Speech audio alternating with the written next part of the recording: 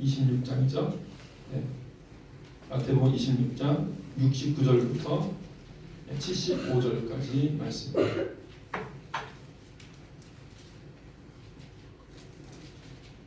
마태복음 26장 69절에서 75절까지 말씀을 다 같이 교독하겠습니다. 베드로가 바깥들에 앉았더니 한 여종이 나와 이르되 너도 갈릴리 사람 예수와 함께 있었도다 하거늘 베드로와 모든 사람 그 주인에게 이르되 나는 내가 무슨 말을 하는지 알지 못하겠노라 하며 앞문까지 나아가니 다른 여종이 그를 보고 거기 있는 사람들에게 말하되 이 사람은 나사렛 예수와 함께 있었도다 하며 베드로가 맹세하고 또 부인하여 이르되 나는 그 사람을 알지 못하노라. 조금 후에 곁에 섰던 사람들이 나와 베드로에게 이르되 너도 진실로 그 도당이라 내 말소리가 너를 표명한다 하거늘 그가 저주하며 맹세하여 이르되 나는 그 사람을 알지 못하노라.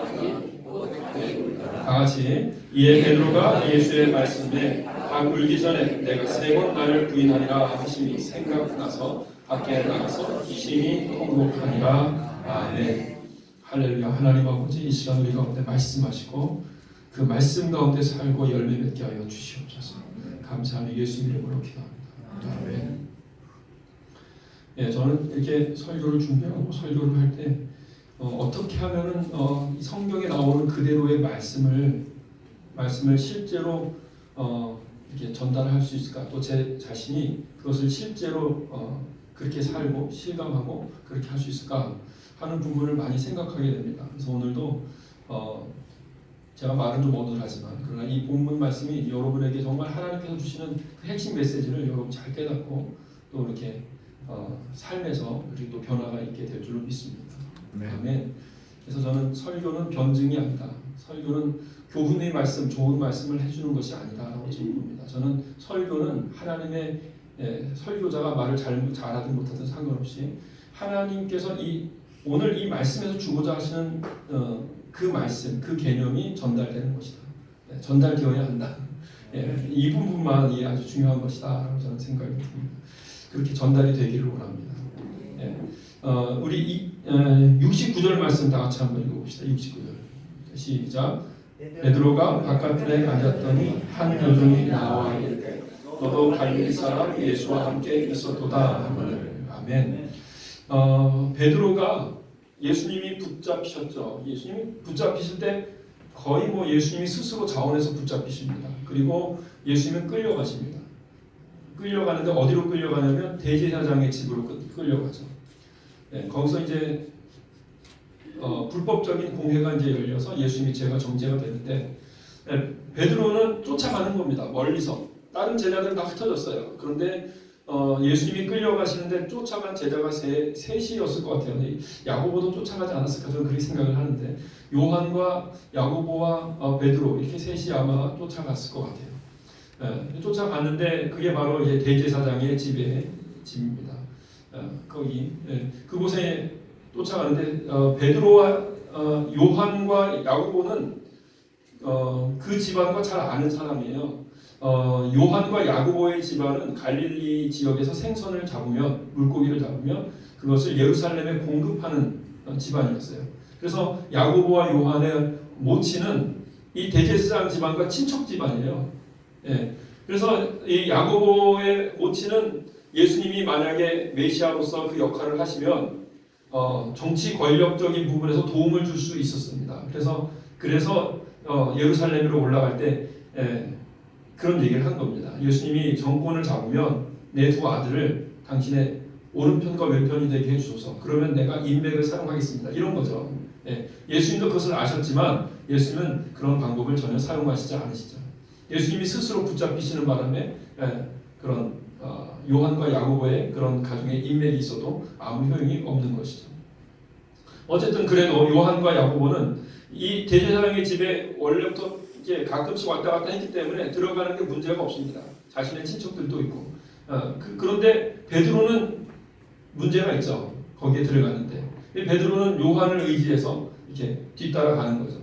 그리고선 그 집에 들어가는 것까지도 요한에게 부탁을 해서 집 안에까지도 들어갑니다. 예. 요한이 걱정이 됩니다. 내용에는 없지만 그랬을 것 같아요. 걱정이 돼서 여기 이렇게 계셔도 되겠습니까? 위험한데 베드로가 그랬겠죠. 괜찮다, 걱정하지 말고 가라. 이렇게 해서 바로 요한과 야고보는 친척들이 모이는 곳으로 들어갔겠지만 베드로는 그 바깥에서 하인들이 불을 쬐는데 거기 있는 거예요. 그러면서 예수님이 붙잡히셔서 지금 들어가셔서 고문을 당하시는 그 장면을 보이는 장소에서 지금 있으면서 예수님이 지금 어떻게 지금 당하시고 계신지를 보고 있는 것입니다. 그러면 여기서 우리가 질문을 하게 됩니다. 베드로는 왜 예수님을 끝까지 쫓아갔을까요? 예수님이 그렇게 스스로 자원에서 붙들리셔서 끌려가시는데 사람들이 무지방 이렇게 막 그냥 함부로 하면서 막 끌고 간단 말이죠. 예. 그리고 예수님을 그곳 어떤 방이겠죠. 어떤 큰 방에 모아놓고 거기서 막 여러 가지 말을 하고 또 때리고 침을 뱉고 함부로 하고 예수님의 죄를 막 이렇게 지적하고 막 그러는 가운데 있는데 베드로는 그걸 다 보고 있는 것입니다. 왜 베드로는 거기까지 갔을까요? 그 위험한 장소까지. 잘못하면 끌려가서 거기도 같이 예수님 옆에서 고문을 당할지도 모르는 상황 가운데 왜 베드로는 거기까지 갔을까요? 베드로는 뭔가 기대하고 있지 않았을까요? 베드로는 제자 중에 유일하게 물 위를 걸었던 사람이에요. 예수님께서 물 위를 걸으시다가 베드로가 예수님이면 나를 오라 하소서 와라 물 위를 걸었습니다. 중간에 빠지긴 했지만 베드로는 그런 경험도 했습니다. 예수님 바로 옆에서 오병이어의 기적, 오병이어 분명히 물고기 2마리와 보리떡 5개인데도 불구하고 그 손에서 계속 나오는 겁니다. 그걸 직접 보면서 그걸 광주리로 담아서 날랐던 사람이었습니다. 예수님은 많은 바리새인들과 사두개인들이 때로는 개인적으로 와서 예수님께 질문을 하고 할 때도 그 옆에서 그들이 예수님 앞에서 굴복할 수밖에 없는 그 모습도 다 봤습니다. 심지어는 헬라인들이 왔을 때 예수님이 말씀하실 때 하늘에서 천둥처럼 어떤 큰 메시지가 들리는 것까지도 함께 옆에 있었습니다. 베드로는 항상 그 옆에서 예수님께서 행하시는 것을 지켜보고 있었던 거죠. 그래서 베드로는 어쩌면 이 자리까지 가면서 무언가 있을 거야 라고 기대하지 않았을까요?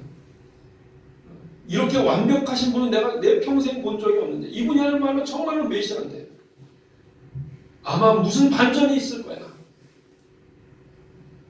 어떤 반전이 있을 거야. 이런 생각을 했을 것 같아요. 무언가를 기대하는 마음으로 그 자리에 가는 거죠. 그리고 계속 보는 거죠. 지켜보는 겁니다. 그런데 1시간이 지나도 2시간이 지나도 3시간이 지나도 이제 해 뜰 때가 다 되는 상황에서도 예수님은 그저 무기력한 모습으로 무능력한 모습으로 맞고 침뱉은 당하고 죄인처럼 그런 여김을 당하시면서 있는 것이죠. 하나님이라도 어떻게 역사를 하셔야 되는데 조바심이 납니다. 베드로에게는 무언가 역사가 일어나야 되는데 분명히 메시아인데 뭔가 일이 일어나야 되는데 그런데 아무 일도 일어나지 않고 예수님은 계속 그 자리에 앉아 계시는 거죠. 베드로의 마음 가운데 이제 의문이 드는 거죠. 내가 잘못 믿었나? 이런 의문이 들 때 그러면서 당황할 때 그때 갑자기 옆에서 누군가가 이제 이 사람 그 사람이다 라고 이제 예수님 옆에 있던 바로 그 제자다. 모자를 쓰고 이렇게 뒤집어 쓰고 이렇게 숨어 있었어도 그 모습이 보이고 확신에 찬 거죠. 이 여인은 확신에 차서 이 사람이 바로 예수님 옆에 있던 사람이에요 라는 이야기를 하는 것이죠. 베드로는 깜짝 놀라서 그때부터 거짓말을 하게 됩니다. 예수님은 왜 침묵하셨을까요? 하나님은 왜 침묵하셨을까요? 2년 전에 일본 선교사 얘기가 영화로 나왔습니다. 사일런스라고. 그것은 실화입니다. 실제 그 당시에 일본의 도쿠가와 이에야스 그가 다스릴 시대에 천주교인들이 30만 명이나 있었다고 합니다. 그런데 정치적으로 도쿠가와에게 유익하지 않기 때문에 도쿠가와는 그 사람들을 다 학살합니다. 학살하고 그리고 또 변졸 이제 배교시키죠. 배교시키는데 사람들이 순교하면서까지도 하나님을 부인하지 않고 계속 그러는 거예요. 그래서 그런 상황에서 생각해낸 것이 무엇이냐면 그들이 의존하고 있는 신부들을 잡아다가 신부들을 배교시켜야겠다 이렇게 생각을 하죠. 그래서 신부들을 배교시키기 위해서 앞에 세우고 그 신부들 앞에서 그 신부들이 살아가는 그 성도들을 고문하는 겁니다. 그리고선 당신이 배교하기만 하면 이 사람들은 살려주겠다. 당신이 배교하기만 하면 이 고문을 그쳐주겠다. 그러면서 신부에게는 특별히 많이 안 합니다. 그리고 신부들을 따랐던 그렇게 열심히 따랐던 신부들이 그렇게 사랑의 복음을 전했던 그들을 비참하게 그 눈앞에서 죽입니다. 그럴 때 이 신부가 갈등을 하는 거죠. 그러면서 왜 하나님은 이런 상황에서 침묵하시는가 하는 질문을 던지는 영화가 바로 이제 사일러스인데 왜 하나님은 침묵하실까? 사실은 이러한 모습은 일본에만 있었던 것이 아니라 그 당시에 천주교 선교지의 여러 곳에서 그런 유사한 일들이 있었습니다. 그리고 이 방법이 잘 먹혔어요. 선교사들 중에서 특별히 천주교 선교사들 같은 경우는 이 방법이 잘 먹혀요. 왜냐하면 천주교는 이 땅에서의 하나님의 왕국을 추구하는 그런 신앙이었어요. 그래서 이 땅의 모든 세계를 천주교화 시켜야 한다. 이러한 이제 신앙관을 가지고 있었거든요. 그렇기 때문에 그들은 천주교 신부들의 약점은 뭐냐면 그 관점이 이 땅에서의 삶에 좀 초점이 있었어요. 이 땅에서의 삶. 베드로는 지금 이 땅에서의 삶에 관심이 있는 거예요. 이 땅에서의 삶. 이 땅에서 예수님께서 분명히 메시아니까 당신의 왕국을 이루셔야 그게 하나님이라는 거죠. 이 땅에서 하나님 당신의 왕국을 이루셔야 이 예수님을 통해서 로마를 능가하고 전 세계에 다시 한번 그 다윗의 영광이 이 메시아를 통해서 더 크게 더 완전하게 이루어져야 그분이 하나님이라고 베드로는 아직도 예수님이 내내 그것이 아니라고 설명을 했어도 여전히 베드로는 이 땅에서의 왕국을 꿈꾸고 있었고 그리고 예수님께서 그렇게 함부로 여김을 당하시면서 고초를 당하시면에도 불구하고 아무 반응을 하지 않고 하나님도 어떠한 눈에 보이는 역사를 하지 않자 베드로는 그때부터 마음에 의심이 들기 시작하고 갈등하기 시작하는 거죠. 여러분 하나님은요 예수 그리스도를 믿는 사람들은 하나님의 나라를 향해서 달려가는 사람입니다. 이 땅에서의 왕국이 아닙니다. 초대교회 때는 이런 일이 일어날 수가 없어요. 이런 일본에서의 이런 갈등이 일어날 수가 없습니다. 왠지 아십니까? 그 당시에는 순교하는 것이 가장 큰 은혜였기 때문에 예수님을 닮아서 순교하는 것이 가장 큰 그리스도인의 축복이라고 모든 사람이 다 알고 있었고 그 당시에는 그리스도인이 된다는 것은 곧 순교자가 된다는 것이었습니다. 그렇기 때문에 이런 말이 먹히지 않습니다. 한 여인이 있었어요. 그 여인에는 7 아들이 있었습니다. 그 여인을 배교시키기 위해서 7 아들을 데려가고 7 아들을 고문시키는 거예요. 로마에서. 근데 그 어머니가 뭐라는지 아십니까? 하나님께 감사를 하며 얘들아 우리 다 같이 순교하자. 기쁨으로 순교하자. 고통 당할수록 더 좋은 거다. 하나님의 나라에서 우리의 상급이 있다. 이러면서 자녀들을 더 순교하라고 독려를 하는 거예요. 그 7 아들이 다 죽었어요. 그리고 그 모친도 죽었습니다. 그 당시에는 모든 그리스도인들은 순교하기 위해서 태어났다고 생각했습니다. 하나님의 뜻에 순종하고 하나님의 뜻에 충성해서 사랑하고 섬기고 하나님께서 자신에게 맡겨주신 역할에 충성해서 다른 사람을 섬기고 도와주고 사랑하고 그리고 최후에는 순교하고 그것이 그리스도의 삶이라고 그들은 여겼습니다. 로마 당국자들은 많은 사람들은 다 로마의 방식대로 컨트롤이 됩니다. 조종할 수가 있어요. 돈으로 또 어떤 사회적인 지위를 주는 것으로 먹을 것을 주는 것으로 혹은 음란으로 여러 가지 것들로 조종하면 다 조종되는 사람들이었는데 기독교인들만 이 당국자들이 조종을 할 수가 없어요. 그래서 로마는 기독교인들은 말살시키려고 합니다. 그러면 한 마을 전체를 다 초토화시켜버리죠. 다 죽여버립니다. 그럼에도 불구하고 기독교인들은 점점 더 많아집니다. 200년을 그렇게 합니다. 200년 후에는 오히려 로마의 많은 사람들이 기독교인들을 더 좋아합니다. 예. 그래서 콘스탄티누스는 기독교를 자기가 공인할 때 이 많은 세력을 얻을 수 있다고 확신했기 때문에, 정치적으로 유리하기 때문에 기독교를 공인해 주는 것이었죠. 예. 200년 동안 박해를 해서 기독교를 없애려고 했는데 결국 기독교가 이기지 않습니까? 예수를 믿는 사람들이. 예. 그들은 순교하기 위해서 태어난 것처럼 살았던 사람들이죠. 진정한 그리스도인은요, 순교하기 위해 살아가는 사람입니다. 아직 베드로는 진정한 그리스도인은 아닙니다. 베드로는 이 땅에서의 왕국을 생각하는 것입니다. 예수님을 따랐고 또 예수님 안에서 많은 것들을 경험하고 보았고 또 그랬지만, 그러나 여전히 베드로는 이 땅에서의 예수님을 통한 왕국을 꿈꾸고 있었습니다. 그래서 진정한 그리스도인은 아니었습니다. 진정한 그리스도인은 하나님의 나라에서 이루어질 것을 생각하죠. 우리가 죽어서 하나님의 나라에 어떻게 들어가는가, 그것을 생각하는 사람입니다. 그러므로 하나님께서는 지금 침묵하시는 것이 아닙니다. 하나님이 일하고 계시는 것입니다. 어떻게 일하십니까? 예수님의 십자가의 길을 격려하고 계시잖아요. 십자가의 길을 가라고, 계속 그렇게 가라고. 예수님은 지금 무엇을 하고 계십니까? 십자가의 길을 완성하고자 노력하고 계시는 것입니다. 그런데 베드로의 눈에는 그것이 보이지 않습니다. 만약에 17세기에 정말 더 많은 사람들이 하나님이 원하시는 뜻대로 순교했다면 오늘날 일본은 달랐을 겁니다. 항상 인류의 역사는 순교 그 핏뿌림과 상관이 있더라고요. 많은 사람들이 순교를 하면 영적으로는 바로 그 땅에 하나님의 풍성한 그 역사가 일어난다는 것이죠. 그런데 일본에서는 그 순교가 멈추게 되죠. 많은 그 일본 캐톨릭인들이 흠모하며 따랐던 그 선교사가 배교를 하니까, 그러면 순교하는 것에 대한 의미가 없어지는 거죠, 사실 많은 사람들.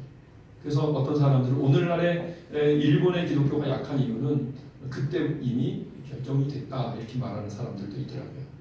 예. 여러분, 진정한 그리스도인은요, 십자가의 길을 가는 사람이요, 죽기 위해 사는 사람이고, 그 사람의 소망과 꿈은 어디에 있습니까? 하나님의 나라에 있는 사람입니다. 예. 하나님께서 인도하실 때, 하나님의 나라를 향해서 예수님이 길을 가실 때, 예수님께서 병든 자를 고치고, 때로는 바리새인들이 말하는 것을 그런 하나님 말씀의 지혜로 이기고, 많은 사람들이 정말 예수님 안에서 예수님을 바라보면서 마음의 시원함을 느끼는 거죠. 정말 하나님 살아계시는구나, 하나님 살아계신 이런 능력이 나타나는구나 라고 하면서 많은 사람에게 위로를 주고, 많은 사람들이 예수님을 통해서 예수님을 바라보면서 흠모하면서 많은 군중들이 예수님을 따르게 됩니다. 네, 이것은 예수님이 하나님의 나라를 향하면 향할수록 더 많은 이들이 예수님을 따르는 그런 구조였어요, 그때는. 근데 시간이 지나서 이제 예수님이 하나님의 나라를 향하면 향할수록 예수님이 이제 죽어야 되는 때가 있는 거죠. 어떤 순간에는 예수님이 하나님의 나라를 향해서 순종하며 나가면 나갈수록 교회가 부흥할 수 있겠죠. 더 많은 사람에게 인정을 받고 주변에 있는 모든 사람들이 칭찬할 수가 있습니다. 초기에 예루살렘 교회가 그랬어요. 그러나 더 예수님의 뜻대로, 하나님의 뜻대로 말씀을 전하면서 쭉 나아가니까 그 다음에 뭐죠? 그 다음에 핍박이 오잖아요. 하나님의 뜻대로 나아가기 때문에 예루살렘 교회가 분열이 일어납니다. 흩어집니다. 그것도 하나님의 나라를 위한 것입니다. 중요한 건 무엇입니까? 항상 하나님의 나라를 바라보며 나아가는 것입니다.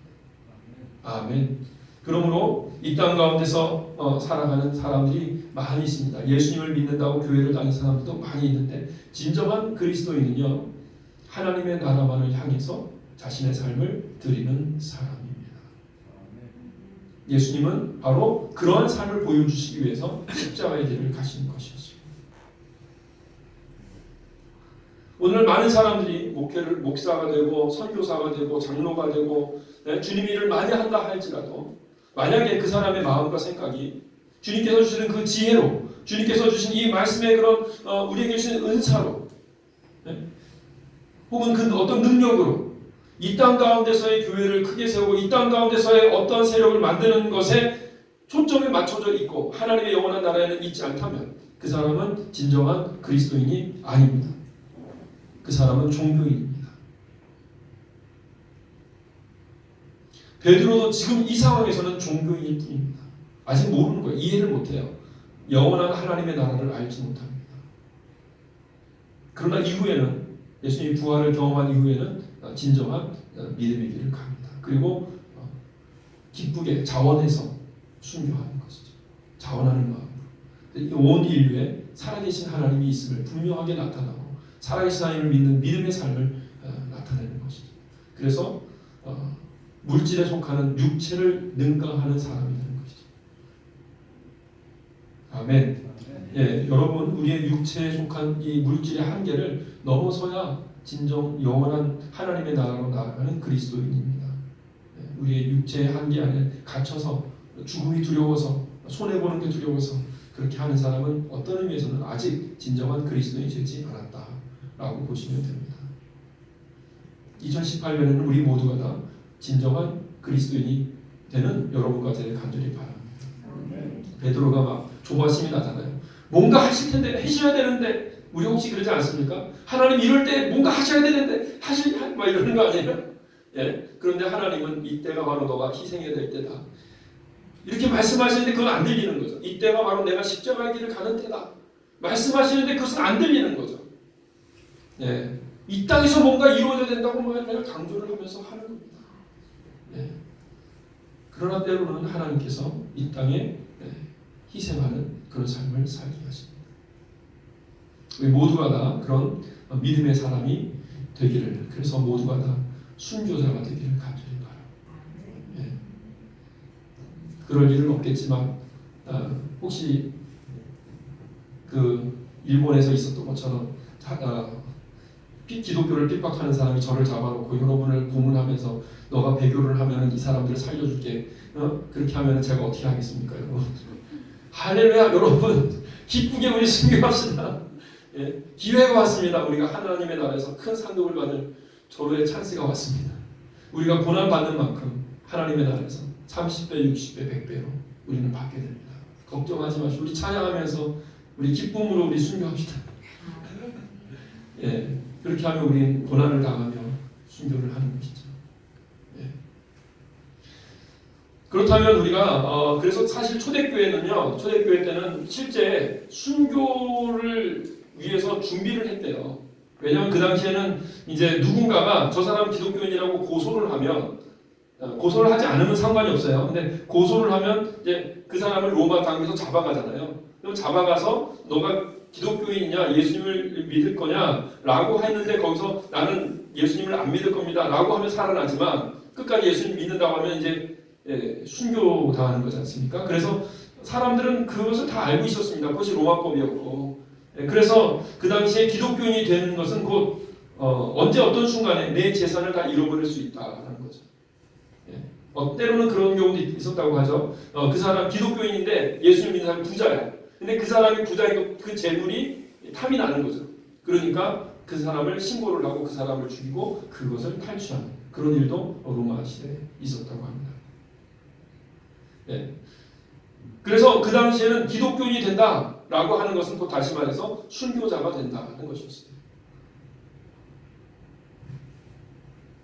예수님께서 그렇게 십자가에서 죽으셨기 때문에 이것이 가능한 것입니다. 그리고 그 당시의 복음은 바로 예수님께서 죽으셨다라는 것이 복음이었고, 예수님께서 그런데 부활하셨다라는 것이 복음이었어요. 부활신앙이죠. 그래서 우리도 예수님과 함께 죽고 예수님과 함께 부활하자. 이것이 그 당시의 복음이었습니다. 그래서 많은 사람들이 그리스도인이 되면 예수님과 함께 죽고 부활하는 것이다 라고 알고 있었습니다. 예. 여러분 우리 모두가 다 이렇게 예수님과 함께 죽고 부활하는 여러분과 제가 간절히 바랍니다. 그런데 여기서 그래서 그 당시에는 이 순교를 훈련을 시켰어요. 순교한 연습을 시켰어요. 정말 순교할 수 있는가를 테스트를 시키고 했습니다. 그리고 자기 스스로도 순교할 수 있는지를 연습하고 막 이랬어요. 그랬대요. 가장 많이 활용되는 방법이 뭐였냐면 여기 보면은 베드로가 70절 말씀 한번 읽어보죠. 70절. 같이 읽어봅시다. 시작. 베드로가 모든 사람 앞에서 부인하여 이르되 나는 내가 무슨 말을 하는지 알지 못하겠노라 하며. 예. 베드로가 지금 거짓말하는 거죠. 예. 무슨 말을 하는지 압니까 모릅니까? 알죠. 모른다고 하죠. 그럼에도 불구하고. 그리고 72절에 보면 나는 그 사람을 알지 못하노라. 분명히 그것도 많은 사람 앞에서 공표합니다. 예. 그리고 74절에 보면 74절 한번 읽어볼까요? 74절. 예, 다시 시작. 그가 저주하며 맹세하여 이르되 나는 그 사람을 알지 못하노라 하니 곧 다기꾼이다. 여기서 저주하고 맹세하는 것은 이게 화가 난 거예요. 짜증스러운 겁니다. 예? 그래서 예수님을 심지어 저주합니다. 맹세합니다. 그러면서 막 큰 소리로 화를 내듯이 아니라고 이렇게 이야기를 합니다. 베드로는 지금 거짓말을 하고 있습니다. 네, 그래서 초대교회에 순교자가 될 수 있는 사람과 아닌 사람을 어떻게 구분했냐면 어떤 손해 앞에서 거짓말을 하는 사람인가 아니면 거짓말을 끝까지 하지 않고 손해를 감수하는 사람인가 이것으로 확인을 했다고 합니다. 네. 여러분은 어떻습니까? 여러분은 어떤 손해를 볼까봐 거짓말을 하는 사람입니까? 아니면 거짓말을 하지 않습니까? 제가 정답을 어느 정도 압니다. 예, 저도 모르게 당황해서 거짓말이 나올 때가 있습니다. 아직 부족한 것 같습니다. 예, 베드로가 지금 부족하죠. 예, 이해가 안 됩니다. 상황이 해석이 안 됩니다. 의심이 듭니다. 갑작스럽게 묻습니다. 예, 그러니까 손해를 보지 않기 위해서 거짓말을 합니다. 저는 2018년에 여러분 우리 거짓말 안 하기 훈련을 할 수 있기를 간절히 바랍니다. 예, 거짓말 안 하기 그리고 손해를 감수하기. 예, 그리스도인들이 재판 자리에 섰을 때 거기서 우리가 재판에서 이길 수 있는 유일한 방법은 거짓말 안 하고 솔직하게 다 말하는 것. 그것이 바로 그리스도인들이 갖고 있는 최대한의 무기라는 것이죠. 거짓말 안 하고 솔직하게 다 말하고 그리고 거기에 대한 손해를 감수하는 사람. 왜요? 하나님이 다 보고 계시고 하나님의 나라를 위해서 그것을 선택하는 것입니다. 왜? 하나님이 그것을 원하시기 때문에. 네. 영국이나 미국 사람들은 한국 사람들보다 훨씬 거짓말을 덜한답니다. 왜 그런지 아십니까? 그 사람들이 예수님을 잘 믿어서가 아니라 문화적으로 예수님을 잘 믿는 문화에 있었기 때문에 거짓말을 하지 않는 것이 그 문화에 대해 체득이 되는 거죠. 기독교 문화죠. 근데 안타까운 것은 그 기독교 문화에 있는 사람들이 지금 이제 돈이나 쾌락이나 음란으로 변질되고 있는 게 참 문제고 기독교를 안 믿고 예수님을 안 믿는다는 것은 문제인데 기독교 문화에 있는 사람들은 그 거짓말을 안 하는 게 전이가 되죠. 그 사회를 이루게 됩니다. 이제 거짓말 안 하는 사회가 우리 대한민국 사회가 되길 간절히 바랍니다. 예. 지금까지는 우리 대한민국이 거짓말 잘하는 사람들이었습니다. 때에 따라서 유용한 거짓말들은 해도 돼 라고 어렸을 때부터 저는 배운 것 같아요. 사실 저희 아버님이 거짓말하는 것을 늘 옆에서 봐오면서 유용한 거짓말은 좀 해도 돼 라는 식의 그런 사회였는데 여러분 우리가 순교자의 삶을 산다는 것은 당장의 주님을 위해서 우리가 죽자 이게 아닙니다. 주님을 위해서 우리가 손해를 보더라도 거짓말을 하지 않는다. 이 순교자의 삶의 시작입니다. 아멘. 아멘. 예. 그럴 때 하나님은 여러분과 더욱 함께 하십니다. 요한계시록에 보면 천국에 들어가지 못하는 사람의 이 명단 중에 한 종류가 어떤 사람이냐면 거짓말하는 사람은 천국에 들어갈 수 없다 이렇게 나와요. 거짓말하는 사람은 예수님을 온전히 믿는 사람이 아니다는 것이죠. 거짓말하는 사람은 천국에 들어갈 수 없다 라고 합니다. 하나님의 나라에 속한 사람들은 진실한 사람, 거짓이 없는 사람 그런 사람이죠. 예, 두 번째 베드로가 왜 거짓말을 했습니까? 왜 거짓말을 합니까? 순간적으로 머리가 돌아가는 거예요. 계산하는 겁니다. 그 이유가 어떻게 될까? 계산하는 겁니다. 이런 계산도 있죠. 일단 거짓말을 하고 일단 이 상황을 모면한 다음에 그 다음에 내가 어떻게 할 수도 있잖아. 이런 거짓말 그렇게 생각할 수도 있을 겁니다. 예. 일본에서 그 신부가 왜 그렇게 했을까요? 잘못하면은 예수 믿는 사람들이 다 죽을 것 같거든요. 그러면은 안 될 것 같단 말이죠. 그러니까 계산을 하는 거죠, 머릿속으로. 그러면 내가 배교를 해서 이 사람들 살리면 그래도 기독교가 연명되지 않을까, 이런 식의 혹시 생각을 하지 않았을까요? 계산을 머릿속으로 막 계산하는 겁니다. 머릿속으로 계산하기 때문에 계산하면서 거짓말을 합리화하는 거죠. 그런데 하나님의 사람들은 머릿속으로 계산을 그렇게 많이 하지 않습니다. 왜냐하면 내가 모른다는 것을 인정하기 때문에. 이것은 나의 소관이 아니기 때문에. 많은 사람들이 계산하면서 머리가 아픕니다. 머리가 아파요. 그건 나의 소관이 아니에요. 그것은 하나님의 소관입니다. 우리의 소관은 뭐냐면 하나님께서 지금 나에게 무엇을 원하시는가? 지금 내가 어떻게 하는 것이 하나님의 뜻에 순종하는 것인가? 그것이 우리의 소관이에요. 그 다음의 일들, 내가 하나님께 순종했을 때 그 다음에 벌어질 일들은 하나님께서 알아서 하실 부분이에요. 예. 로마 시대에 한 마을 전체가 다 죽었어요. 모든 그리스도인이 다 죽었어요. 그런데 로마는 더 많은 그리스도인이 생겨나잖아요. 로마의 황제들은 어떻게 하면 기독교를 말살시킬까, 이런 생각을 가지고 박해를 했기 때문에 씨를 말리자, 이런 식으로 박해를 했습니다. 그렇게 많은 사람이 죽었어요. 심지어는 어떤 마을에 있는 그 감옥에 사람들을 더 이상 넣을 수가 없는 거예요. 근데 그런데도 불구하고 억지로 넣어가지고 사람들이 그 압사, 그 감옥이 너무 사람이 많아가지고 압사당해서 죽기도 했대요. 순교자들이. 그 정도로 그냥 그 마을 사람들 전체를 다 그냥 감옥에 집어넣고 막 그랬단 말이죠. 그런데도 불구하고 예수 믿는 사람들은 계속 일어납니다. 어디서 일어납니까? 그들을 죽인 사람들이 다시 예수를 또 믿는 거예요. 네? 그들을 신문했던 사람들이 또 예수를 믿고 막 이런 식으로 돼서 그들이 죽는 그 죽음의 모습들을 봤던 사람들이 예수를 믿는 겁니다. 예수님께서 십자가에 못 박혀 돌아가시는 그 모든 과정을 거치실 때 예수님을 보는 이 모든 사람들, 십자가의 길을 갈 때 예수님이 행하는 모습을 보는 이 사람들이 다 예수님을 믿을 사람들이라고 아셨어요. 그래서 그들의 죄를 용서해달라고 말씀하시고요. 예수님이 그들을 사랑하십니다.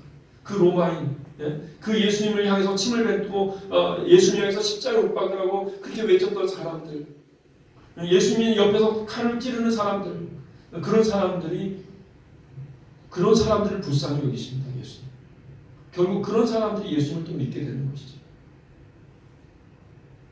강력한 하나님의 메시지가 그 앞에서 예수님이 지금 고난을 당하시고, 그리고 그 사람이 예수님을 함부로 대하며 채찍을 때림으로써 예수님의 그 강력한 사랑의 메시지가 그들의 심령 가운데 침투에 들어가는 것이죠.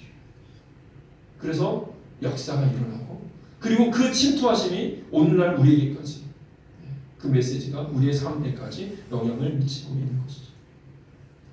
다 순교해도 복음은 끝나지 않습니다. 오히려 더 많은 사람들이 복음을 믿게 되는 것입니다. 이것은 다른 말로 하면 하나님의 역사는 우리가 계산해서 이루어지는 것이 아닙니다.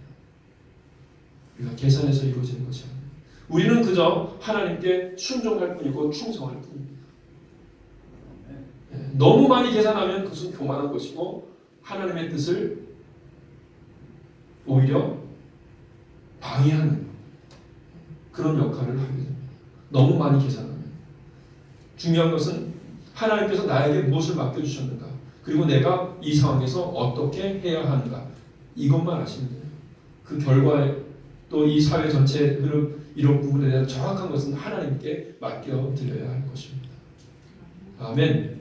그래서 두 가지. 첫 번째는 거짓말하지 않는 것.